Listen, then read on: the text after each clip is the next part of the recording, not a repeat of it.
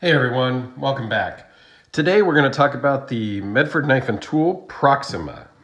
And I also want to say thanks everybody for watching because this is the 200th video that I'm posting. It seems like I started yesterday. So anyway, thanks for liking, subscribing, and following along on this wild ride, so to speak. So today we've got two Proxima in. This one is lent in by Al from As Kicker, and there'll be a link to his website down below. He's a Medford dealer, a longtime friend of mine that I've met at the factory before a couple of times and hung out, and just an all-around great guy. This one belongs to my buddy Nick, who lives in New Zealand, who I have been sort of a shipping center, a shipping hub for him, as it were, due to the whole coronavirus stuff. He doesn't want to have anything shipped into New Zealand, so he's shipped stuff to me to hold, and then I'm going to have a big shipment going to him, and I've talked about that on other videos, so I'm sure you're already familiar. So let's dive right into the specs on these guys. And we do have a Gigantus here on the table, which we will do some size comparisons with later. But the Proxima is basically the scaled down version of the Gigantes. There's some differences, but we'll kind of compare those a little bit at the end, and then I will do a video on this a full video on the Gigantus when we'll compare a little bit closer. Anyway, 4 7/8 inch close length, 8 3/4 inch overall. These are brand new. They're not broken in. Greg is not a huge flipper fan. His earlier models don't flip all that great until they're broken in. His newer models seem to flip a lot better. Working on trying to get some of the new models in, but that's why this one didn't open all the way. Take some risk, and again, it's brand new and needs to break in. Blade length is 3.8. Edge length of 3.58. This one's an S35. The other one is also an S35. They also make them in 3V, some D2 maybe, but I think most of these ones are going to be in the S35. Blade thickness is 0.190. This one weighs in at 8.3 ounces, and interestingly, this one weighed in at 8.1 ounces. Dimensionally, I have not been able to tell a difference, so I don't know. They're both the same steel. I don't know. That one specifically says titanium hardware. This one does not. So that could be the small variance. Overall thickness of 0.606. So they are kind of thick overall. And they run on phosphor bronze washers, as most all Medfords do. So they do fit great in the hand. Not really. I mean, now you could use this all day long and not really feel too much hot spots. It has, this one is got some sculpting on it. Don't know what they call this pattern. Sometimes they don't even know what they call the patterns, but this is kind of a hammered type finish with a violet anno on it. Looks pretty cool. And the same thing on the reverse side. The one for Nick, I absolutely love. Just the gold and the kind of apocalyptic, hey, this thing's been out and beat up and drugged through the mud and sand type of wear pattern. Plus I love the PVD coated blade. It's always a favorite of mine. I just think this one works really well also and looks very cool. Couple negatives. It is a huge flipper tab.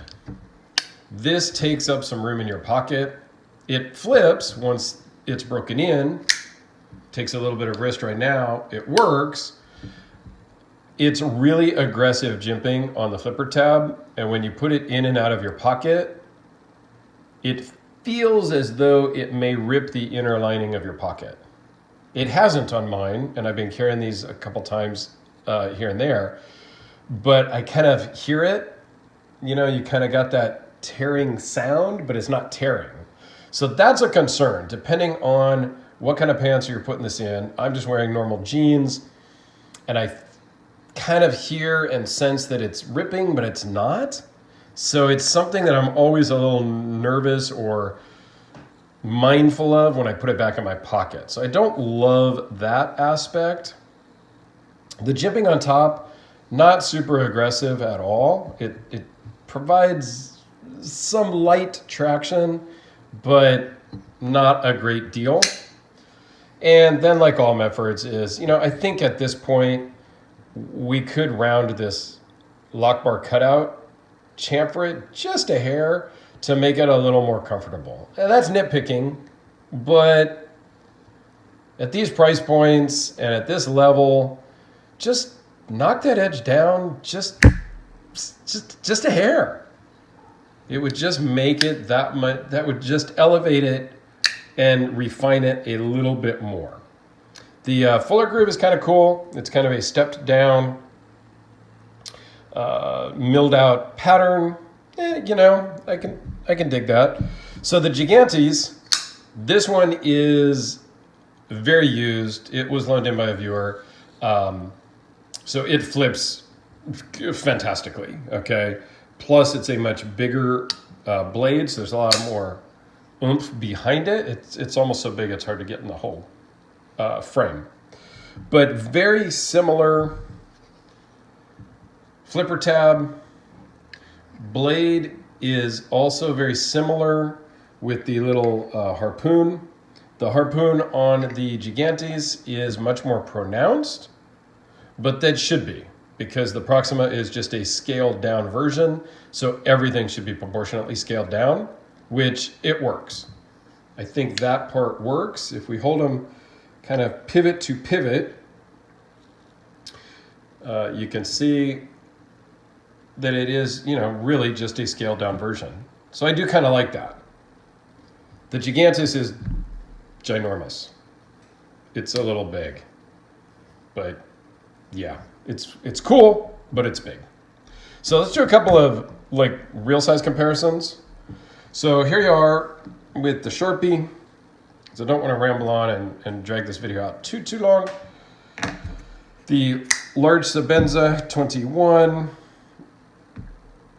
just a hair longer, but much beefier, much thicker.